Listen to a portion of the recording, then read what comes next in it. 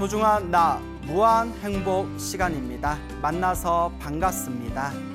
오늘도 여러분들께 재미난 기도가피 이야기 들려드릴까 합니다. 여러분, 우리가 살아가면서 우리 앞에 펼쳐진 행복과 불행은 모두 다 자신이 지은 업이다라는 말씀 자주자주 드렸습니다. 행복도 불행도 나의 업이고 내 앞에 펼쳐진 좋은 일도 나쁜 일도 나의 업입니다.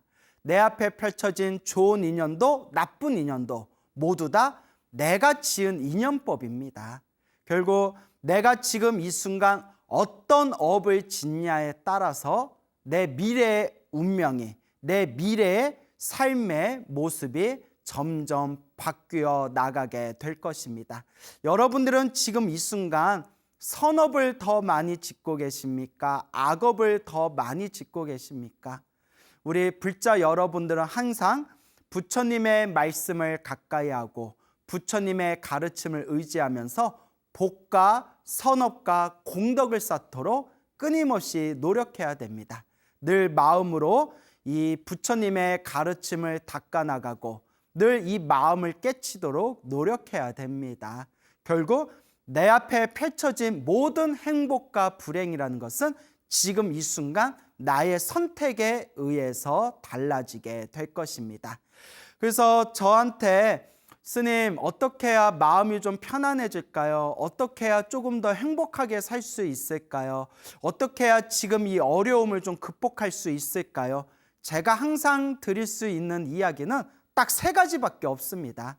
수많은 사람들이 저를 찾아온다 하더라도 제가 드릴 수 있는 얘기는 딱 3가지밖에 없고, 아무리 사람들이 특별한 비법을 가르쳐 주세요, 특별한 비결을 가르쳐 주세요 말씀하셔도 제가 드릴 수 있는 이야기는 딱 3가지밖에 없습니다. 하도 이 3가지를 자주자주 말씀드렸기 때문에 아마 우리 소나무 애청자분들께서는 모두 다 귀가 따갑도록 듣고 모두 다 마음속에 외워두셨을 거라 생각이 됩니다.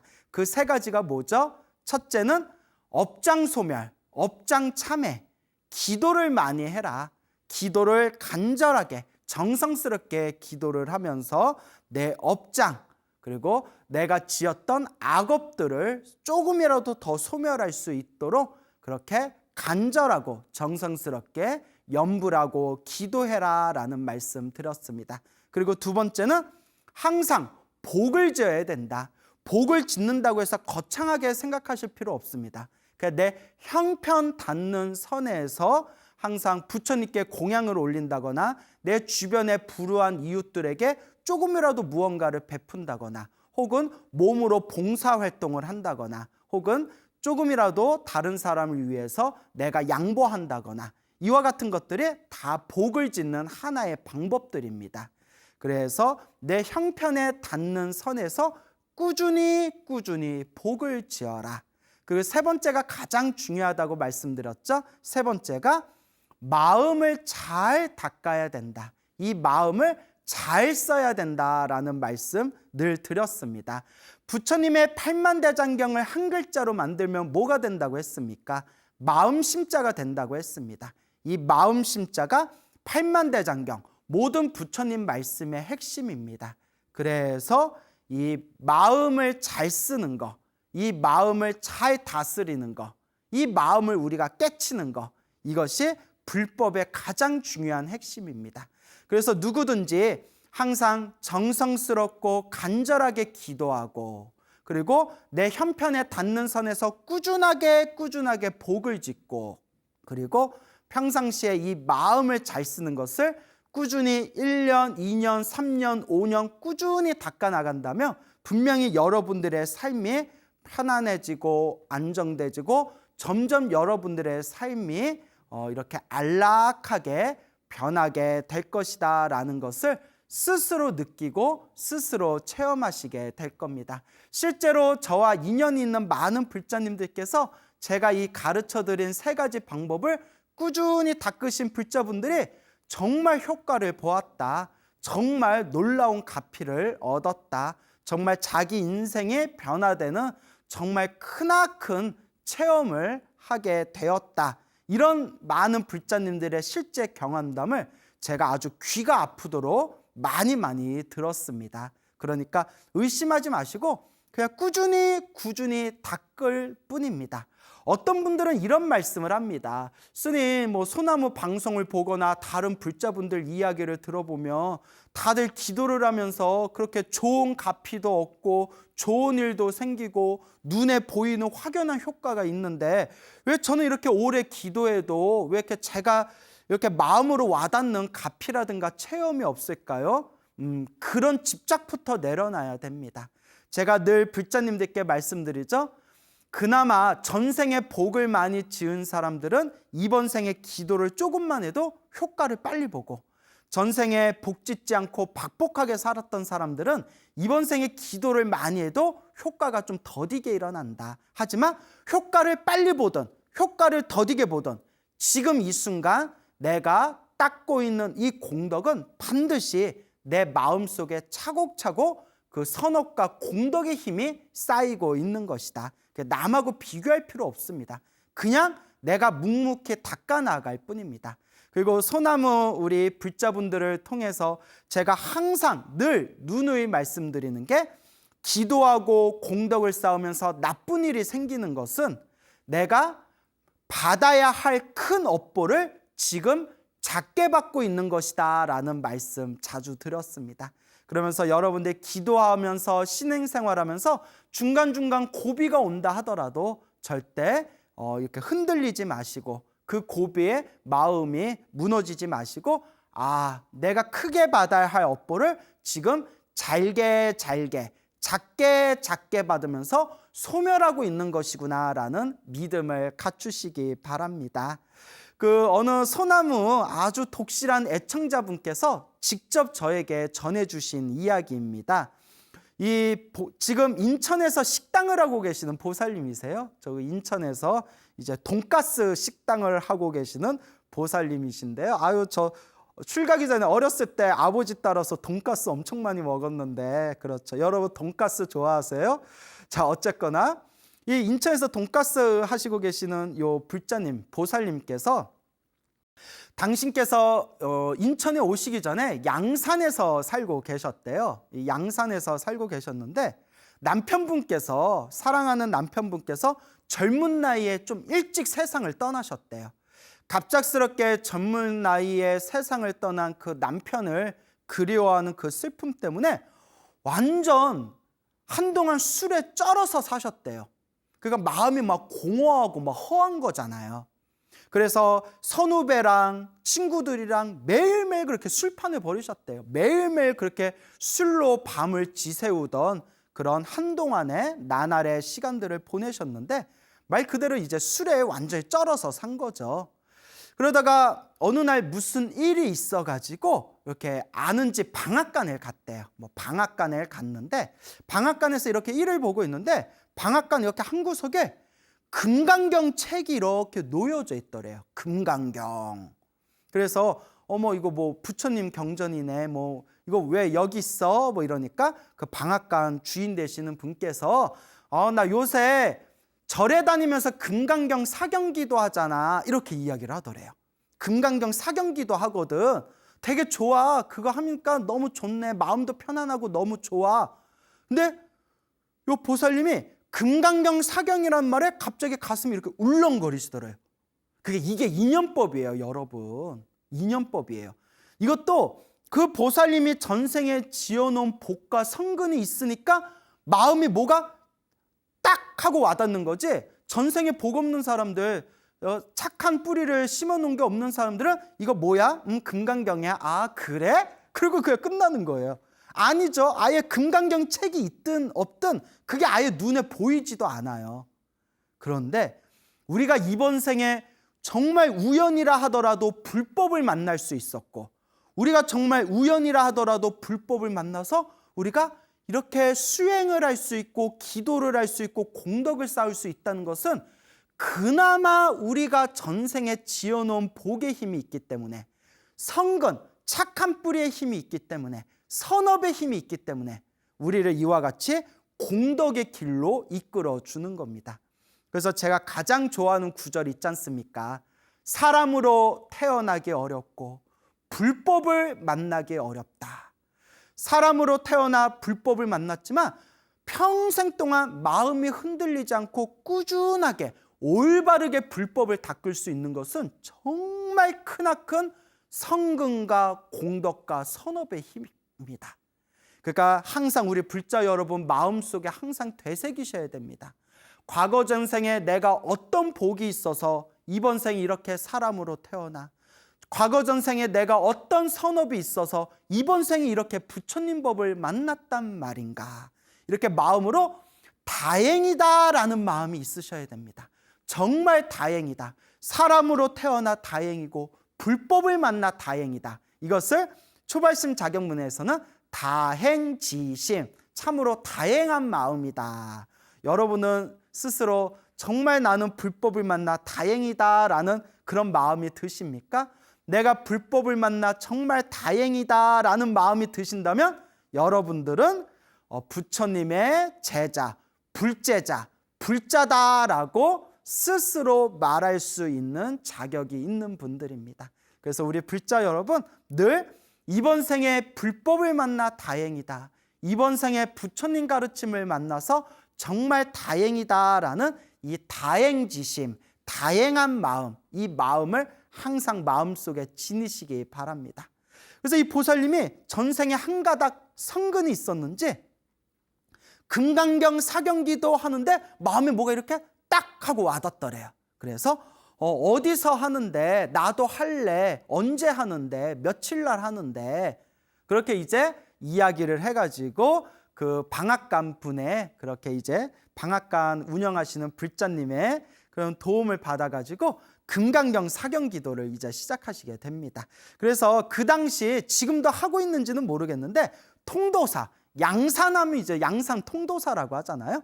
이제 통도사에 가서 거기서 이제 불자님들이 뭐 일주일에 한두 번인가 이렇게 불자님들이 모여가지고 이렇게 스님의 지도를 받으면서 이렇게 하루에 몇 시간씩 금강경 사경을 이렇게 올렸답니다. 금강경 사경을 올렸는데 희한한 게 금강경을 사경하면서 정말 마음이 이렇게 편안해지더래요.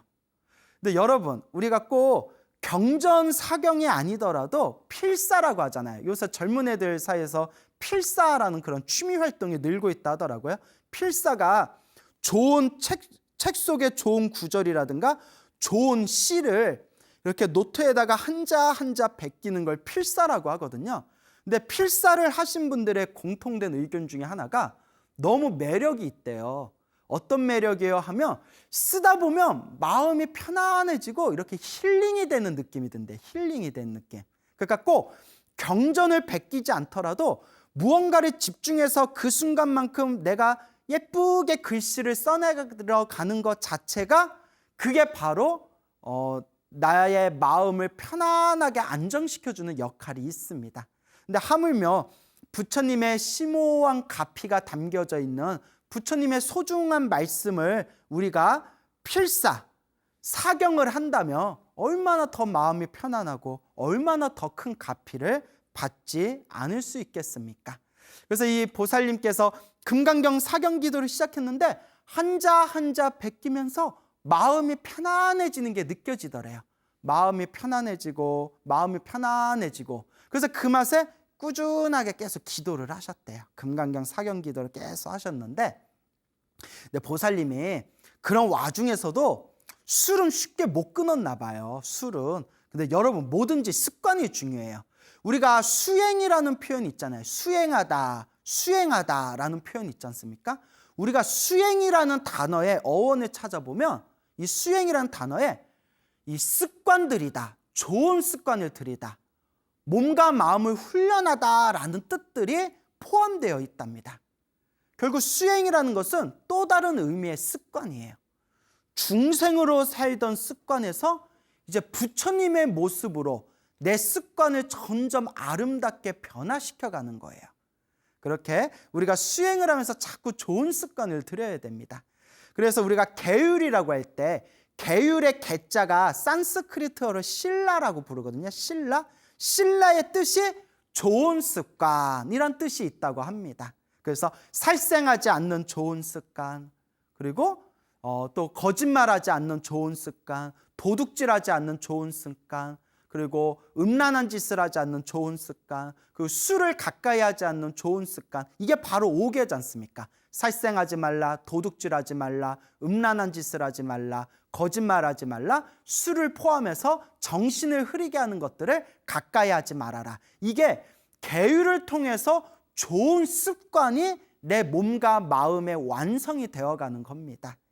그래서 항상 우리가 수행하는 불제자분들은 이 습관이 참 중요한 거죠.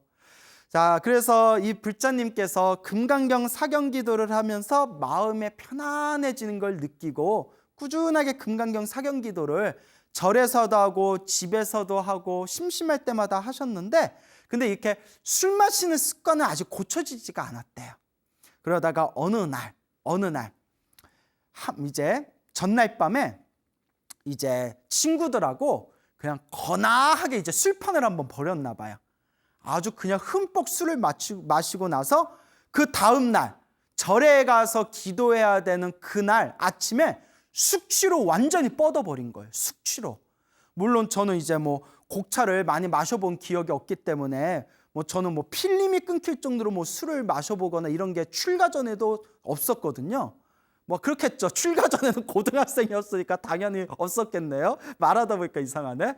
그런데 이렇게 술 좋아하시는 분들 얘기 들어보면 이렇게 젊을 땐 모르겠는데 나이 들어서 술을 많이 마시고 필름이 끊겨서 그 다음날 집에서 일어나면 머리가 깨지듯이 아프고 배가 엄청 아프고 그런다면서요. 네, 저는 그런 경험은 없습니다만은 어쨌거나 그런 숙취 때문에 완전히 자리에 뻗어버렸대요. 그래서 도저히 오늘은 오늘은 절에 갈 수가 없겠다라는 생각이 들더래요. 도저히 오늘은 절에 갈 수가 없겠다. 그래서 도반들한테 전화를 했대요. 도반들한테 전화를 해서 나 오늘 너무 몸이 힘들어가지고 오늘은 절에 못 갈 것 같아. 그러니까 나 오늘 절에 못 가요. 그렇게 알고 계세요. 대신 집에서 기도하고 있을게요 하고 이제 도반들한테는 절에 못 간다고 연락을 하고 그냥 이렇게 뻗었는데 살짝 잠이 들었을 때 꿈을 꿨대요.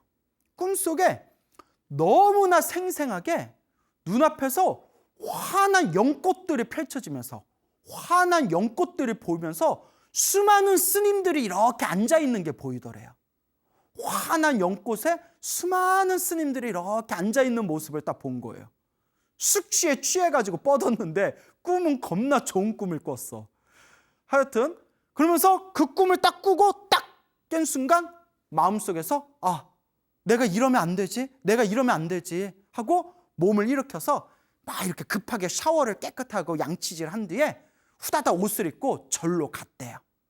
그러니까 나 오늘 절에 못 가 해놓고 잠깐 잠에 들었는데 환한 연꽃과 스님들의 모습을 보면서 꿈에서 딱 낀 뒤에 내가 이러면 안 되지 하고 뭔가 마음이 움직인 거예요. 이게 성근이에요. 이게 착한 뿌리. 안 되지. 내가 늦어서라도 빨리 절에 가야겠다. 깨끗하게 이제 숨 쉴 때마다 술 냄새 팍팍 풍기면 안 되잖아요. 절에서. 가끔 그 술 좋아하시는 분들 보면 젊은 사람은 좀 괜찮은데 연세 드신 분들일수록 옆에서 이렇게 이야기할 때마다 숨 쉴 때마다 술 냄새가 막 느껴질 때가 있거든요. 예, 그게 아마 이제 세포가 점점 약해져서 그런가 봐요. 알코올을 충분히 해독을 못해서. 그래서 이제 깨끗하게 이제 샤워를 하고 양치를 한 뒤에 옷을 갖춰 입어가지고 통도사 앞에서 이제 통도사에 가서 그 기도하는 법당까지 일주문을 지나서 그 사경기도하는 법당으로 이렇게 걸어가는데 갑자기 마음이 울컥하면서 이유도 없이 자기도 모르게 눈물이 계속 쏟아지더래요. 그냥 눈물이 계속 쏟아지더래요. 눈물이 하염없이 몇 날 며칠 동안 반복해서 걸었던 일주문과 금강경 사경기도하는 그 법당인데 그날 따라서 눈물이 계속 쏟아지면서 가슴이 울컥울컥거리더래요. 그래서 여러분 가끔 불자 여러분들이 이런 질문을 하세요. 스님 기도하다가 저도 모르게 눈물 날 때가 있어요. 그 왜 그런 거예요, 스님? 옆에 사람들 보기 창피한데 기도하다 갑자기 눈물이 날 때가 있어요. 그게 옛날 어른 스님들 하신 말씀이 내 가슴에 한이 많거나 내 가슴에 쌓여있는 업장들이 그게 정화되는 과정이래요. 내 가슴에 알게 모르게 뭉쳐있던 것들이 기도의 힘에 의해서 정화되면서 그게 눈물로 그 그 독소들이 막 뿜어져 나오는 거래요. 그러니까 눈물이 날 때는 그냥 우셔도 된대요. 그렇다고 남들 옆에서 기도하는데 대성통곡하면 돼요, 안 돼요? 그러면 안 돼요. 그 남들 옆에서 기도하는데 옆에서 막 으아 하고 막 대성통곡하면 그걸 이제 진상이라고 부르죠. 진상. 울 때는 나가서 우세요. 알겠죠? 나가서 우세요. 자, 어쨌거나 기도하다가 이제 눈물이 나는 것은 그렇게 좋은 현상입니다. 그렇다고 주구장창 울기만 해서는 안 되겠죠. 근데 기도하다가 그렇게 눈물이 이제 쏟아질 때가 있어요. 요 보살님이 그 일주문에서 금강경 기도하는 그 장소로 막 걸어가면서 막 이렇게 눈물이 막 쏟아지더래. 막 눈물이 이제 쏟아져서, 그래서 자기가 늦게 도착했기 때문에 이제 법당에 이제 뒤에 살그머니 앉았는데, 그날따라 스님께서, 지도법사 스님께서 법문을 하고 계시더래요. 원래 평상시에는 그 법문은 거의 안 하시고 보통 사경기도 위주로 이렇게 시간이 진행이 되는데, 그날따라 스님께서 이렇게 짧은 법문을 하고 계셨대요. 근데 이렇게 법문을 하시다가 기도를 많이 하는, 기도를 열심히 하는 불자들은 술을 가까이 하면 안 된다, 또 이런 법문을 하시더래요. 순간 뜨끔할 거 아니에요. 내 얘기하나? 내 얘기하는 건가? 근데 여러분, 이런 경우가 있어요. 저 같은 경우에도 이렇게 사람들한테 법문을 하다 보면 사람들이 다들 뭐라고 하냐면, 스님 제 얘기하는 것 같아요, 이러시더라고요. 경상도에 계신 분도 자기 얘기하는 것 같다 그러고, 전라도에 계신 불자님도 자기 얘기한 것 같다 그러고, 하다못해 저기 제주도에 계신 분도 자기 얘기하는 거 아니냐고 그러더라고요. 아니에요. 이게 왜 그러냐면 중생들 사는 게 비슷해서 그래요. 중생들 사는 게 비슷해서 저는 저 사람 이야기한 게 아닌데 스스로가 찔리는 거예요. 어머, 내 얘기하는 건가? 그게 아니라 원래 우리 중생들 살아가는 게 원래 모습이 비슷비슷해서 그렇습니다. 그러니까 그 스님께서 그 금강경 기도에 모이신 분들한테 이렇게 짧게 법문하실 때 그 술을 많이 마시면 안 된다, 술을 가까이 해서는 안 된다라는 법문을 하는데, 그게 딱 자기 얘기하는 것처럼 딱 꽂히더래요. 그래서 그 법문을 듣고, 그래, 내가 앞으로 기도를 더 열심히 하자, 이제 술은 가까이 하지 말자라고 그게 마음에 다짐을 하고, 그날 이후로 술을 딱 끊었대요. 그날 이후로 술을 2번인가 3번 정도 어쩔 수 없이 조금 더 마시고, 하여튼 그날 이후로 거의 술을 딱 끊어서 지금은 거의 술을 입에도 안 대신다고 하더라고요. 그와 같이 아마 이제 마음에 그 눈물을 흘리면서 마음에 잠겨 있었던 어떤 공허한 느낌, 서러움, 혹은 마음속에 있었던 어떤 한 같은 게 눈물로 쏟아지면서 그 허한 마음을 채우기 위해서 마시던 그 술을 자연스럽게 빨리 끊을 수 있게 된 게 아닌가 생각이 듭니다. 그래서 이 보살님께서 그 후로도 이제 열심히 이제 기도를 하셨고, 그래서 지금은 인천에서 이렇게 식당을 운영하면서도 기도를 하시는데, 지금까지 너무나 부처님의 소중한 가피를 받아가지고 그저 부처님께 감사드리는 마음으로 항상 기도를 하신대요. 그러면서 말로 다 표현할 수 없을 정도로 너무 많은 가피를 받으셨대요. 그래서 제가 딱 생각나는 거 하나만 얘기해 주세요 했더니, 가장 기억에 남는 것 중에 하나인데, 그분께서 이제 식당을 운영하다 보니까 이제 자꾸 허리가 아파오더래요. 허리가 너무 아파서 막 디스크처럼 너무나 이제 허리가 아파오는데, 이렇게 약을 먹고 치료를 받아도 쉽게 낫지가 않더래요. 근데 여러분, 원래 이렇게 육체 노동하다가 생긴 관절이나 이런 허리나 무릎의 그 통증은 일을 좀 쉬어야 된대요. 자꾸 관절을 움직이다 보니까 이게 나을 새가 없이 자꾸 아파오는 거거든요. 근데 사실 밖에서 그렇게 생업으로 일하시는 분들이 몸이 조금 아프다고 어떻게 일일이 다 쉴 수가 있겠어요. 그래서 보살님께서 허리가 너무 아팠는데, 그런 와중에서도 꾸준하게 항상 매일매일 기도를 하셨대요. 근데 어느 날 이제 꿈을 꿨는데, 꿈에 눈앞에 이렇게 화장실에, 이렇게 오른쪽 왼쪽에 화장실이 이렇게 있더래요. 화장실, 변기가 있는 화장실이 있는데, 그 화장실에 아주 잘생긴 귀공자처럼 생긴 스님이, 아주 잘생긴 귀공자 같은 스님이 딱 꿈속에 나타나더래요. 아마 저를 닮았나 봐요. 예, 죄송합니다. 그 귀공자 같이 잘생긴 스님이 싹 나타나더니 자기 등을 토닥토닥 이렇게 두들겨 주더래요. 보살님 등을 토닥토닥 두들겨 주면서 어서 들어가라고 하더래요. 그래서 스님이 이제 어서 들어가 해서 그러니까 토닥토닥 이렇게 스님이 해주더래요. 그래서 이제 변기에 이제 앉아가지고 화장실에 들어서 변기에 앉아서 변기에서 시원하게 용변을 봤대요. 꿈에서도 시원하게 이제 용변을 봤는데, 그 시원하게 용변을 보고 나서 꿈에서 딱 깼는데, 이미 뭐 소나무 많이 보신 분들은 이 패턴이 있잖아요. 예? 그 꿈을 꾸고 나서 허리에 아픈 허리 통증이 그날 이후로 흔적도 없이 사라졌대요. 그래서 하도 이런 이야기를 많이 들려드려서 이제 여러분들 별로 신기한 느낌도 안 들 거예요. 너무나 그 허리가 아팠던 시절에 그 꿈속에서 화장실이 보이고 아주 귀공자처럼 스님이 나타나셔서 귀공자처럼 생긴 스님이 등을 토닥토닥 두들겨주면서 어서 들어가 해서 화장실에 들어가서 변기에서 시원하게 이렇게 용변을 보고 난 뒤에 그 허리 아픈 통증이 그날 이후로 흔적도 없이 사라졌다고 합니다. 그러니까 이와 같은 체험을 하며 이와 같은 자신의 가피의 맛을 보게 되면 더 이상 불보살님의 어떤 위신력에 대해서, 부처님의 가르침에 대해서 더 이상 의심이 되지 않습니다.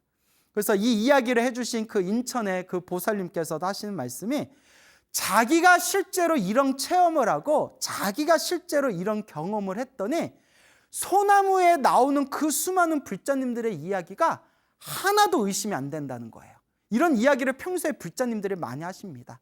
내가 체험하니까, 내가 체험을 하고 나니까 소나무에 나왔던 그 신비한 이야기들이 하나도 의심이 되지 않더라.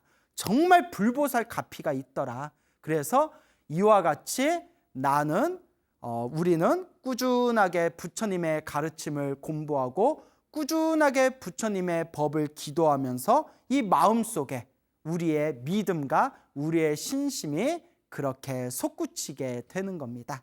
그래서 지금도 이 불자님께서 부처님의 은혜를 갚는 마음으로 지금도 꾸준히 열심히 기도하고 계신다고 합니다. 자, 그래서 우리가 이와 같은 이야기를 들으면 나는 언제 그런 거 체험해보나, 이런 또 집착에 빠져있는 불자님들도 계실 수 있어요. 여러분 항상 말씀드리지만 부처님의 가피는 눈에 번쩍 보이는 가피도 있지만 눈에 보이지 않고 은은하게 나를 그림자와 같이 따라다니면서 나를 보호해주는 가피도 있습니다. 그러니까 꼭 눈앞에 번쩍 보이는 가피에만 집착하실 필요가 없습니다. 여러분들이 지금 이 순간 한 번이라도 염불하고 여러분들이 지금 이 순간 한 번이라도 간절하게 기도한 그 지금 이 순간에 이미 은은한 그림자와 같은 가피가 우리를 따라다니면서 우리를 알게 모르게 보호를 해주는 겁니다. 그저 묵묵하게 기도하며 불보살님의 가피는 저절로 펼쳐지는 법입니다. 오히려 내가 빨리 얻어야지, 내가 빨리 가피를 받아야지, 빨리라는 그 집착이 오히려 진정한 불보살님의 가피를 장애하는 마장이 될 수가 있습니다. 그저 묵묵하게, 그냥 꾸준하게 닦아나가는 것, 그 속에 진정한 부처님의 가피가 저절로 펼쳐지고 저절로 꽃피워지는 묘한 도리가 있다는 것을 불자 여러분들께서는 명심하시고 마음속에 집착 없이 묵묵하게 닦아 나아가시길 바랍니다. 저와 친분이 깊으신 어느 불자님이 계십니다. 어느 보살님이 계시는데 평상시에 이제 그 소나무를 많이 보시고 그리고 이 소나무 프로그램을 통해서 지금 진정한 불자로 거듭나시고 매일매일 열심히 기도를 하고 계시는 그런 소나무 광팬이신 그런 보살님이 계시는데요. 이 보살님께서는 이제 평상시에 법화경 사경을 많이 하셨고 또 법화경 사경을 너무 몇 시간 동안 매일매일 무리하시다 보니까 어깨가 좀 아프셔가지고 그래서 그 뒤로 또 신묘장구 대다라니 기도를 또 많이 하셨다고 해요. 그래서 평상시에 법화경 기도와 신묘장구 다라니 기도를 많이 하신 그런 이제 보살님이 계시는데요. 이 보살님께서도 기도를 하면서 말로 다 표현할 수 없을 만큼 그런 은은한 그런 놀라운 가피를 굉장히 많이 받으셨습니다. 그래서 이 부처님의 가피에 항상 감사하는 마음으로 지금도 매일매일 열심히 기도를 하고 계시는 분인데요. 그 어느 날 꿈을 꾸셨대요. 어느 날 꿈을 꾸셨는데 아버지가 꿈속에서 이렇게 나타나셨대요. 아버지가 꿈속에서 이렇게 딱 나타나시더니 아버지께서 이렇게 도끼를 들고 그 쇳덩어리 도끼, 날카로운 도끼를 들고 그 돌아가신 아버지께서 꿈에 도끼를 들고 나타나셔서 야, 네가 살아생전에 나를 얼마나 속을 썩혔냐, 야, 나 받아라 하면서 도끼로 우리 보살님, 그러니까 따님이죠, 보살님 이마를 도끼로 딱 찍어버렸대요. 땡 하고 찍어버렸대요. 네가 살아생전에 내 속을 얼마나 썩혔냐. 아니, 우리 보살님이 도대체 아버지 속을 얼마나 썩혔길래 꿈속에서 아버지가 도끼를 들고 나타나요? 네가 살아생전에 내 속을 얼마나 썩혔냐, 야, 받아라 하면서 도끼로 보살님 머리를 딱 찍었대요. 꿈에서도 얼마나 아프던지 꿈에서도 아야! 그러면서 그 도끼를 든 아버지께서 너 지금 어깨가 많이 아프지? 됐다, 받아라 하면서 도끼로 보살님 어깨를 또 한 번 찍어줬대요. 그러니까 이마를 한 번 찍고 나서 너 지금 어깨가 많이 아프지? 하면서 어깨를 또 두 번째로 딱 찍어준 거예요. 아까 말씀드렸지만 보살님이 평상시에 그 법화경 사경을 너무너무 많이 하셔가지고 어깨에 통증이 좀 오셨거든요. 어깨 많이 아프지? 야, 받아라 하고 어깨를 이제 도끼로 꽉 찢는 순간 잠에서 딱 깨셨대요. 잠에서 딱 깼는데 꿈에서 도끼를 맞았는데 머리가 어찌나 얼얼한지 실제로 어디에 몽둥이에 얻어맞은 것처럼 얼얼한 통증이 3일 동안 지속이 됐대요. 꿈에서 도끼 맞은 그 자리가 얼얼한 게 3일 동안 머리가 아팠다고. 그런데 놀라운 게 꿈에서 아버지가 도끼로 이마를 찍은 뒤에 너 어깨 아프지? 됐다, 어깨도 받아라 하고 어깨를 또 도끼로 찍어줬잖아요. 어깨로 도끼를 찍어준 그 날 이후로 그 은은하게 아파오던 그 어깨 통증이 흔적도 없이 싹 사라졌대요. 이마를 때린 데는 3일 동안 얼얼하게 아프고 어깨를 때린 데는 평상시에 아팠던 어깨 통증이 싹 사라진 거예요. 이걸 전문 용어로 병 주고 약 주고라고 표현하나요? 그래서 보살님께서 기도를 하다가 문득 이런 생각이 드시더래요. 왜 아버지가 도끼를 들고 나타나셔서 내 이마를 때리셨을까? 아, 살아생전에 아버지 속을 많이 썩혔던 아버지와의 그 업장, 아버지와의 그 업보의 빚을 내가 부처님께 기도를 열심히 해서 그 아버지의 빚을 내가 꿈속에서 도끼로 그 빚을 갚았구나라는 생각이 드시더랍니다. 그리고 내가 또 기도 열심히 한다고 기도하다가 아픈 어깨를 도끼로 또 찍어줘서 이 어깨 아픈 그런 통증이 흔적도 없이 사라지셨다고 합니다. 이러한 이야기들을 들으면 정말 놀랍지 않을 수가 없습니다. 그러니까 여러분, 힘들고 괴롭고 답답할 때 제가 드릴 수 있는 얘기는 딱 3가지밖에 없습니다. 기도하세요. 무슨 기도하든 상관없습니다. 모든 부처님과 모든 보살님들의 에너지는 결국 하나로 흐릅니다. 어떤 기도를 하든 하나라도 꾸준히 간절히 정성스럽게 부처님께 기도하고 부처님께 기도하는 겁니다. 기도하면서 그냥 기도만 하는 것 같고는 안 됩니다.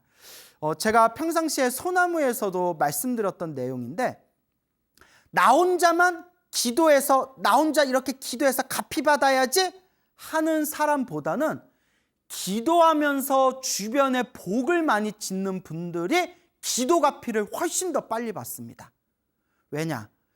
나 혼자서 아무하고도 섞이지 않고 그냥 나 혼자서 나 혼자의 이익을 위해서 기도하는 분들은 이미 내 마음에 깍쟁이 마음, 나 혼자만 누리고자 하는 마음, 나 혼자만 이익을 보고자 하는 그런 조그만 종지기 같은 조그만 얄팍한 마음으로 기도하기 때문에 기도 갚이가 빨리 오질 않습니다. 근데 기도를 하면서 그냥 내 형편에 닿는 대로 조금씩이라도 봉사활동을 하고 혹은 주변에 조금이라도 베풀고 조금이라도 부처님께 공양 올리면서 기도하는 분들은 오히려 그 자그만 나만 누리겠다는 그 개인적이고 이기적인 내 마음의 그릇이 점점 넓어지고 넓어지면서 기도할 때 부처님 갚이를 빨리 받게 됩니다. 저와 그 친분이 있는 젊은 청년불자가 있어요. 거사가 있는데 젊은 청년 거사가 있는데 그 20대부터 기도를 열심히 했어요. 20대부터. 그 20대의 기도를 열심히 할 정도면 참 대단한 청년이에요, 여러분. 요새 젊은 애들은 기도 같은 거 잘 안 하는 편이지 않습니까? 근데 내가 전생의 업장이 참 두껍다. 내가 부처님의 법을 만났으니 이번 생에 업장 소멸 잘하고 내가 내 선업과 공덕을 잘 지어야 되겠다라는 마음으로 20대부터 열심히 이제 기도를 했던 이 젊은 청년불자가 있었는데 지금 이제 30이 넘어갔죠. 세월이 정말 유수와 같이 빨리 흐르네요. 근데 이 청년불자가 하는 얘기가 자기가 이제 기도를 하면서 점점 자기가 마음이 편안해지고 정말 부처님의 큰 갚이를 받고 있다는 게 느껴지더랍니다. 그러면서 이 청년불자가 하는 얘기가 스님, 제가 기도를 하면서 정말 내 업장이 두껍구나라는 걸 확연하게 느꼈습니다. 기도를 하면 할수록 정말 부처님 갚이가 있구나라는 것도 느꼈지만 부처님께 기도하면 기도할수록 내가 정말 전생의 업이 두껍구나. 내가 정말 전생의 업이 두꺼워서 내가 이번 생에 이렇게 괴로움이 많았던 거였구나라는 것을 확연하게 느끼게 되었다고 합니다. 불자 여러분, 이런 마음이 중요해요. 부처님한테 기도해서 뭐 좀 주세요, 뭐 좀 채워주세요, 뭐 좀 나에게 주세요라는 그런 마음보다, 그런 얄팍한 거지근성 같은 주세요 주세요 구걸하는 거지근성 같은 마음보다 부처님의 가르침을 통해서 내 마음을 닦고 부처님의 가르침을 통해서 내 업장을 소멸하고 부처님의 가르침을 통해서 내 복과 선업과 공덕을 쌓는다. 이와 같이 묵묵하게 닦으면 부처님의 갚이와 소원 성취는 저절로 펼쳐지게 되는 겁니다. 근데 그지근성으로 주세요 주세요 안 주면 삐질 거예요 이런 마음으로 기도하는 그 얄팍한 마음에 과연 부처님의 진정한 갚이가 들어올 수 있겠느냐라는 것을 우리는 진지하게 고민해 봐야 됩니다. 그래서 마음은 깨끗하고 깨끗한 마음을 가지고 기도할수록 은은한 갚이, 부처님의 진정한 갚이가 우리와 함께 하신다라는 이 마음의 깨끗함에 대해서 한번 진지하게 되새겨 보시길 바랍니다. 그래서 이 청년불자가 저한테 한 이야기가 있습니다. 스님 말씀이 맞는 것 같아요. 그냥 절에서 혼자 기도하고 집에서 혼자 기도하면서 그냥 기도만 할 때와 기도하면서 내 형편껏 얼마라도 베풀고 공양 올리고 조금이라도 봉사하고 무언가 내가 가지고 있는 걸 베풀어서 복을 지으면서 기도했더니 그냥 나 혼자서 그냥 기도할 때와 복을 쌓으면서 기도할 때 확연하게 차이가 나는 것을, 하늘과 땅만큼 차이가 나는 것을 제가 분명하게 느꼈습니다라는 말씀을 그 청년 불자가 저에게 직접 이야기를 하더라고요. 이런 이야기는 다 옛날 큰 스님들께서 하신 말씀입니다. 그냥 부처님한테 부처님 나 좀 도와주세요 할 때의 기도와 내가 비록 가진 것이 없더라도 조금이라도 그냥 내 형편껏 공양 올리고 주변에 조금이라도 좋은 마음으로 베풀면서 기도할 때 그 갚이를 받는 에너지가 확연하게 차이가 난다고 합니다. 왜 그럴까요? Give and take입니다. 오랜만에 영어 나왔어요. 영어. 불교는 인과 업보지 않습니까? 인과법. 내가 뿌린 대로 내가 거두는 거지 않습니까? 기도를 하면서 내 업은 점점 내 업장은 소멸하는 거고 내 업장이 소멸하면서 내가 남들을 위해서 베푼 것이 나에게 몇 배로 돌아오게 되는 겁니다. 그런데 남에게 베풀지도 않고 나 잘되게 해주세요, 나 잘되게 해주세요 라는 그런 얄팍한 마음에는 반드시 가피의 한계가 있다는 겁니다. 그래서 제가 주변 분들한테 항상 드리는 이야기가, 여러분, 기도는 기본이고 기도는 그냥 기본 옵션이고, 오늘 자꾸 영어가 나오네요. 기도는 기본 옵션이고 기도를 바탕으로 해서 항상 복을 짓고 선업을 짓고 조금씩이라도 좋은 공덕을 쌓아야 됩니다 라고 자주자주 말씀을 드리는 겁니다. 그렇기 때문에 우리가 불교 신자들한테 부처님 오신 날 연등달 때 적어도 다른 절, 삼사라고 하죠. 다른 절 세 군데에다가 연등, 절 세 군데에다가 연등을 달면 좋습니다 라고 하는 게, 그렇게 절 하나에다라도, 사찰 하나에라도 내가 복을 하나 더 짓겠다라는 그런 마음이 담겨져 있기 때문입니다. 물론 형편이 어려우면 그냥 내가 다니는 절 한 군데에다만 등을 다셔도 됩니다. 근데 제 말은 복은 많이 지을수록 좋다는 거죠. 인과법을 믿는 불자들은 분명히 아실 겁니다. 내가 이렇게 짓는 복은 결국 누구에게 돌아온다? 나에게 돌아온다 라는 것을 불자 여러분들은 아실 겁니다. 자, 그래서 우리 불자 여러분들, 항상 제가 늘 드리는 이야기가 있지 않습니까? 항상 기도하세요. 늘 염불하고 기도하세요. 내가 과거 전생에서부터 알고 지었건 모르고 지었건 내가 지었던 내 업장을 지금 이 순간에 조금이라도 소멸해야 됩니다. 그리고 항상 꾸준하게 복을 지으세요. 그리고 가장 중요한 거, 마음을 잘 쓰고 마음을 잘 닦아야 됩니다. 이 세 가지를 늘 명심하시길 바랍니다. 너무나 힘들고 괴로워서 기도조차도 잘 안 된다고 하는 불자님에게 제가 이런 말씀을 드린 적이 있습니다.